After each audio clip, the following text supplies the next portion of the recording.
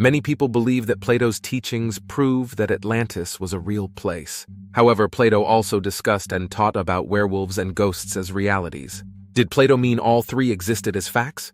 Plato, the venerated ancient Greek philosopher, is renowned for his profound influence on Western philosophy. His works encompassed a wide range of subjects, including politics, ethics, metaphysics, and epistemology. Among his more intriguing topics are the references to the legendary city of Atlantis, as well as mentions of werewolves and ghosts. This video will examine these three topics to determine whether Plato held these beliefs or if they were merely rhetorical devices for expressing his philosophical ideas. Plato, a renowned Greek philosopher, was one of the prominent figures who flourished during ancient times. Born in Athens around 427 BCE, he is widely recognized as one of the most influential thinkers in Western philosophy. Plato's philosophical insights and intellectual contributions have left an indelible mark on various disciplines, shaping not only the realms of ethics and metaphysics but also political theory and epistemology.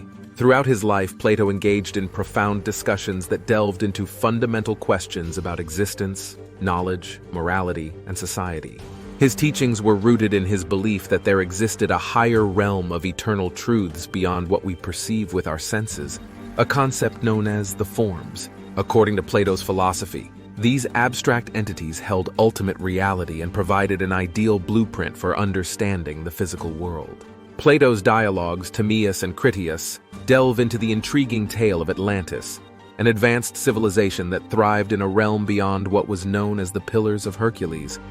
Within Plato's vivid account, he portrays Atlantis as a formidable kingdom that held immense power and sophistication.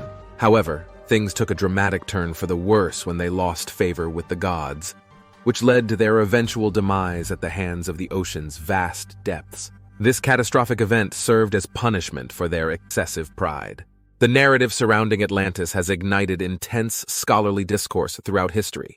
While some scholars contend that Plato's depiction of Atlantis represents an actual geographical location yet to be discovered, others argue that it is merely a symbolic creation, embodying his profound philosophical insights on society's ideals and the dire consequences awaiting those who deviate from moral rectitude. The concept of werewolves surfaces in Plato's The Republic, particularly in Book 8, where he discusses the degeneration of rulers into tyrants.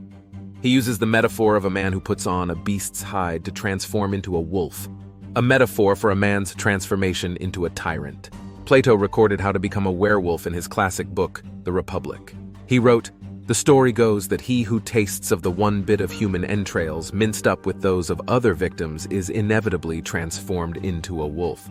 This is a reference to the ancient Greek legend of Lycaon. It also references religious practices in the Laaya Festival.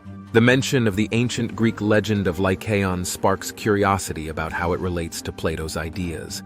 According to Greek mythology, Lycaon was a mythical king who ruled over Arcadia. As the story goes, he tested Zeus's omniscience by serving him human flesh during a banquet. Zeus retaliated against Lycaon for this act of defiance by turning him into a wolf. By referencing this mythological tale, Plato potentially draws parallels between certain aspects of his philosophical concepts and the profound consequences faced by individuals like Lycaon for challenging divine authority.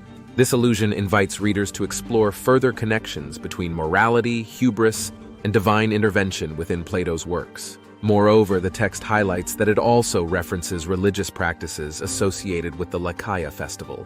The Laaya Festival was an ancient annual event held in Arcadia where participants engaged in various rituals honoring Zeus as well as other deities connected to wolves or werewolves. It is uncertain if Plato actually believed that werewolves were actual physical beings. In his teachings, the ancient Greek philosopher Plato also delved into the intriguing realm of ghosts and the afterlife. As one of history's most influential thinkers, Plato explored these ethereal concepts with a unique blend of rationality and imagination. Plato's philosophical dialogues often touched upon the existence and nature of spirits that lingered beyond death. He believed in an immaterial world where souls would continue to exist even after departing from their physical bodies. Both good and evil ghosts, according to Plato, lived in this spiritual dimension. His writings presented a complex understanding of the afterlife as a realm where souls underwent a process of judgment and purification. Plato proposed that individuals would be held accountable for their actions during their earthly lives before being assigned to different realms based on their moral character. Furthermore, he contemplated the concept of reincarnation or metempsychosis, the belief in successive rebirths for individual souls. This notion suggests that once a soul completes its time in one life form, it is then transferred into another body or entity to continue its journey towards enlightenment. It is open for debate how much Plato believed in literal ghosts and how much was metaphor. Plato, the renowned Greek philosopher, employed various references to Atlantis, werewolves, and ghosts throughout his works. However, a deeper analysis suggests that these references may have been more metaphorical than literal in nature. In fact, it appears that Plato utilized these allegorical elements as powerful tools to convey his philosophical ideas and explore profound concepts. In conclusion, while some may interpret Plato's mentions of Atlantis, werewolves and ghosts as real, this is not likely to be the case. If one wants to take the reference to Atlantis as evidence that Atlantis was real, one would have to also believe in the existence of werewolves and ghosts. While it is possible that all three are indeed real, it is hard to separate them from each other in Plato's teachings. If you enjoyed this video, please like it and subscribe to Connect Paranormal. This will allow us to make more videos.